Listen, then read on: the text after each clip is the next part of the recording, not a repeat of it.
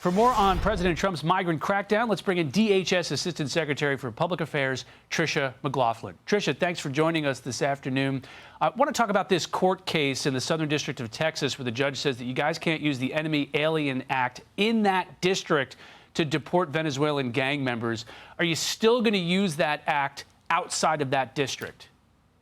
Well, it's not going to stop here, that's for sure, Rich. One judge is not going to stop the will of the American people. The American people made loud and clear on November 5th, 2024, that they were done with open borders. They want a secure homeland, which is exactly what President Trump and Secretary Noem are delivering. The Alien Enemies Act, though, is just one tool in our arsenal to get these criminal illegal aliens out of this country. Again, we have the facts, we have the law on our side, and this is just one battle, but we're going to win the war against this invasion of our country. Yeah, you mentioned it's just one tool. How much does removing this one tool in this one district hamper efforts? How much have you guys relied on that law?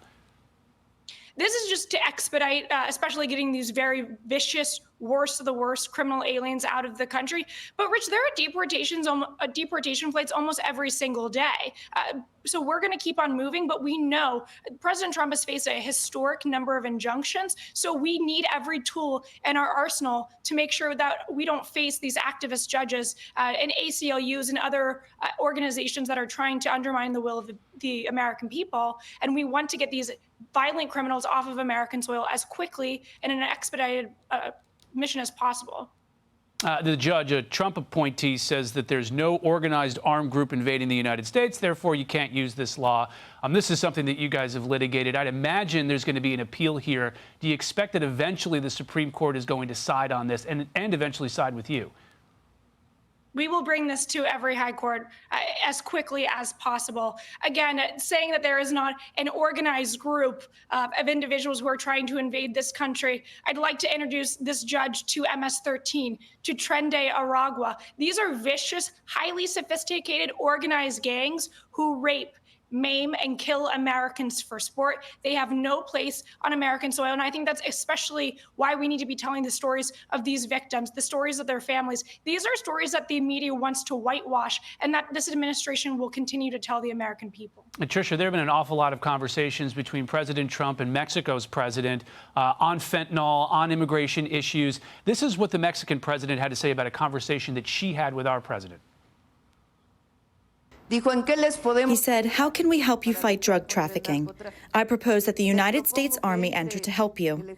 And you know what I told him? No, President Trump.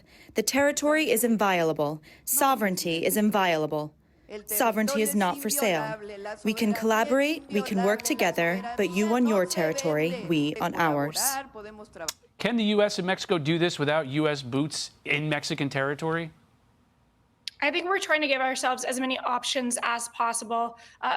Mexico has improved their posture as far as on border security. When Secretary Noem was in El Paso, we did see the Mexico National Guard at the border. They need to do a much better job at their own southern border with Guatemala to ensure there's not traffic passing from there to the United States and directly feeding to our border.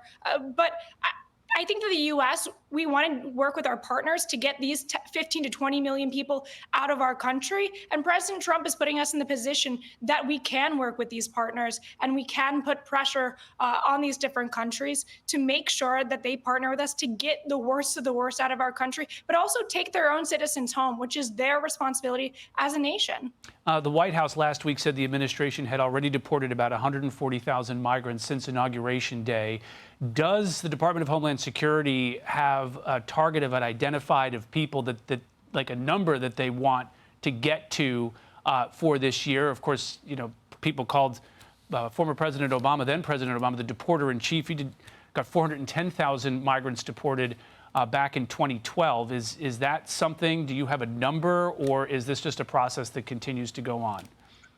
I'm not going to get ahead of the White House or Secretary Noem on a specific number we want to get out, but we know that there's 15 to 20 million people who illegally entered this country in the last 4 years. I mean, you see every day, I get a report every single day on my desk about the child rapists, the pedophiles, the murderers, the arsonists, the rapists who are in this country with impunity. We need to get these individuals out to make sure America is safer. And under President Trump and Secretary Noem, we do have the most secure border in history, but we're not yet satisfied. And we got to get these arrests in our interior up and get these criminal illegal aliens out. And finally, you need a real ID to board a flight starting on Wednesday. A number of state and local folks have said that needs to be pushed back. Any chance that that deadline gets pushed back? Rich, this has been the law in the books for the last 20 years. We are an administration that enforces the law. If you don't have a real ID, go and get it today. But you can also use a passport or other form of ID that's accepted there. Okay, Tricia McLaughlin, thanks for joining us. Thank you. Hey everyone, I'm Emily Campagno. Catch me and my co-hosts Harris Faulkner and Kaylee McEnany on Outnumbered every weekday at 12 p.m. Eastern, or set your DVR. Also, don't forget to subscribe to the Fox News YouTube page for daily highlights.